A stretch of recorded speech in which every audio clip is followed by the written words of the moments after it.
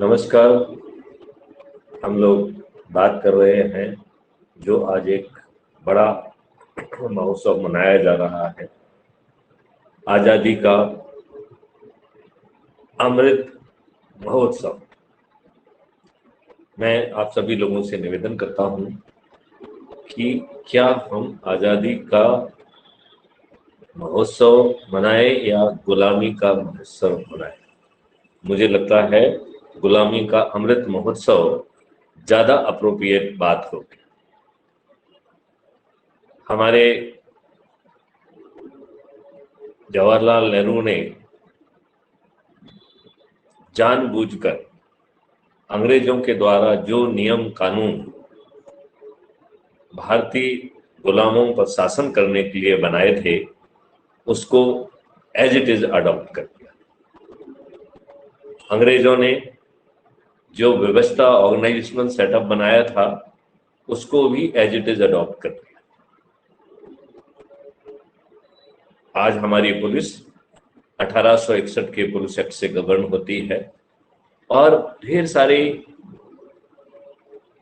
Committees और commission बने, लेकिन हमने पुलिस सुधार के नाम पर रत्ती भर भी उन्हें तवज्जो नहीं दी।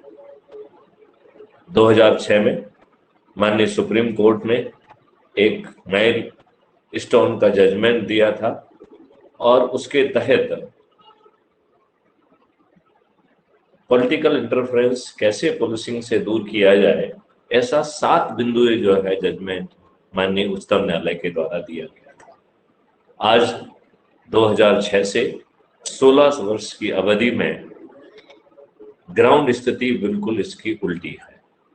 आज पुलिस का सिपाही से लेकर डीजी सभी जो है पॉलिटिकल मेहरबानी से पोस्ट होते हैं, पॉलिटिकल मेहरबानी से ही वो अपने पद पर बने रहते हैं और पुलिस पर इन नेताओं का कम जो है ना इंटरफेरेंस तो छोड़िए, कंट्रोल कंप्लीट एंड टोटल हो गया है। अब सवाल उठता है कि अंग्रेजों ने जो नियम कानून रेगुलेशन बनाए थे वो इस देश को के भारतीय गुलामों को शासन करने के लिए बनाए थे।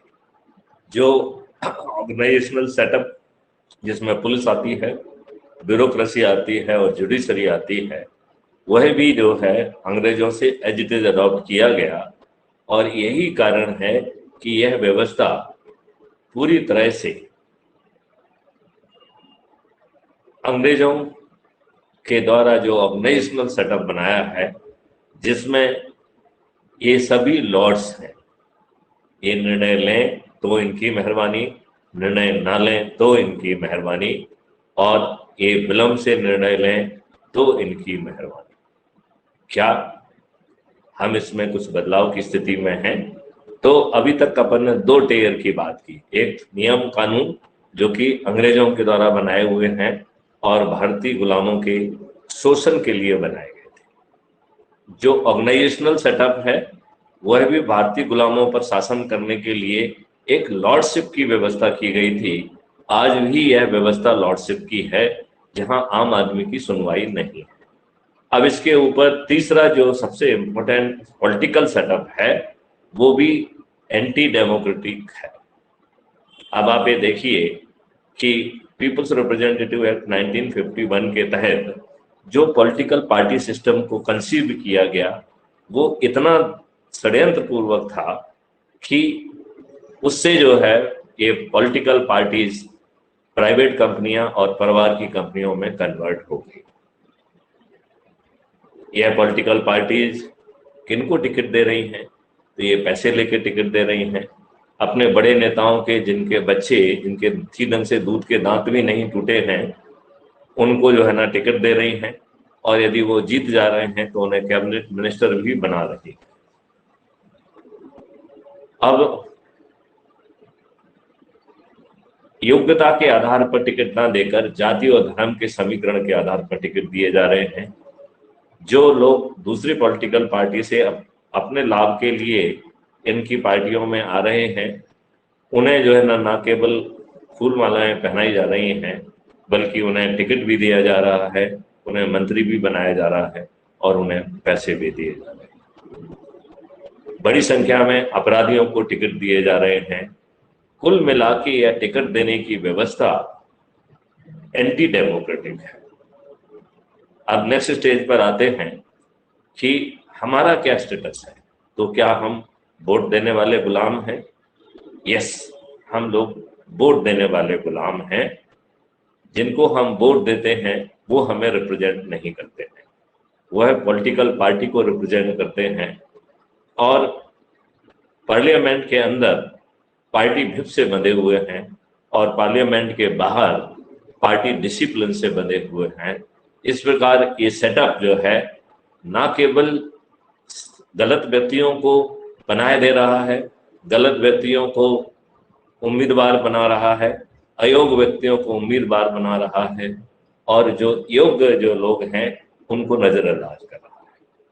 कार्यकर्ता दो तरीके के हैं, एक जो अपराधी टाइप के हैं जो इन नेताओं से इसलिए जुड़े रहते हैं जिससे उनकी पॉलिटिकल मक्कारी, पॉलिटिकल बदमाशी ढकी रहे और चलती रहे, और दूसरे वो लोग हैं जो स्वच्छ छवि के लोग हैं जिन्हें ये पॉलिटिकल पार्टियां नजरअंदाज कर रही हैं और इनके बजाय जो है विभिन्न अन्य समीकरणों पर टिकट बांट रही हैं और अपने ही लोगों के साथ घोर अन्याय कर रही हैं।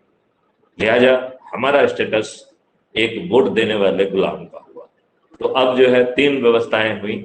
नंबर 1, नियम कानून, वह अंग्रेजों के द्वारा बनाए गए नियम कानून हैं जो भारतीय गुलामों को शोषित करने के लिए, अपमानित करने के लिए बनाए गए थे। जो व्यवस्था है, चाहे उसमें पुलिस हो, चाहे जुडिशरी हो, चाहे ब्यूरोक्रेसी हो, ये लॉर्डशिप की व्यवस्था है। इसमें आम जनता की सुनवाई नहीं है, इसमें व्यवस्था की कोई अकाउंटेबिलिटी नहीं है। एंड तीसरा, राजनेता, तो राजनेता भी they are not accountable to the vote देने वाले गुलामों का। तो कुल मिला के ये सही मायने में डेमोक्रेसी नहीं है, हम सही मायने में आज़ाद नहीं हैं। हम माननीय नरेंद्र मोदी जी से निवेदन करते हैं कि आज़ादी का अमृत महोत्सव की बजाय गुलामी का अमृत महोत्सव सेलिब्रेट करें और फिर जो है इस गुलामी की जंजीर को तोड़ें और लोगों को जोड़ें। और यह यदि हम ऐसा करते हैं तो यह सही मायने में आज़ादी होगी। जो पहले लोग बाग अंग्रेजों के समय में अंग्रेजों को ना कुचलने चबाने की औकात रखते थे, जो उनको चारों तरफ से घेरते थे, अपनी जान पे परवाह ना करते हुए वह रिस्क लेके जो है अंग्रेजों के शासन को चुनौती देते थे। आज हम में से अधिकांश लोग की जवान बंद है, तो हम अंग्रेजों से भी बड़े गुलाम हुए। आओ इस गुलामी की जंजीरों को तोड़ फेंकें। आओ हम वह नियम कानून, वह व्यवस्था, ट्रांसपेरेंसी, अकाउंटेबिलिटी और सही मायने में प्रजातांत्रिक सिस्टम जमीन पर उतारने के लिए एनर्जी मॉडल का उपयोग करें। मैं माननीय Narendra Modi, honourable prime minister से अनुरोध करता हूं कि वो जरूर जो है इस पर ध्यान दें। मुझे विश्वास है कि उनके ध्यान देने से यह व्यवस्था बहुत अच्छे ढंग से जो है जमीन पर उतारी जा सकती है। जय हिंद, जय भारत, वंदे मातरम।